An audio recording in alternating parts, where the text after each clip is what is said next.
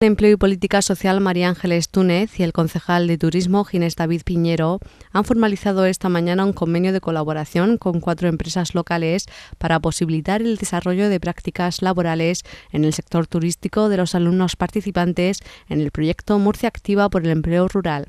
Dicho programa, financiado por la Consejería de Educación, Formación y Empleo y el Fondo Social Europeo, tiene como finalidad favorecer en Puerto Lumbreras la inserción sociolaboral de los colectivos con dificultades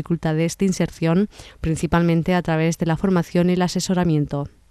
De este modo, el consistorio ha formalizado convenios de colaboración con empresas locales del sector turístico como Hotel Riscal, Parador de Turismo y Viajes Mercurio para que los 16 alumnos del programa Guía de Ruta puedan desarrollar prácticas en las empresas turísticas y principales oficinas y enclaves turísticos del municipio como Casa de los Duendes, Oficina de Turismo o Castillo de Nogalte y entorno de Casas Cueva. Para ello, la concejal de Empleo y Política Social ha formalizado los convenios de colaboración con los directores de las empresas con el objetivo de que los alumnos desarrollen el bloque práctico del programa formativo que consta de 180 horas.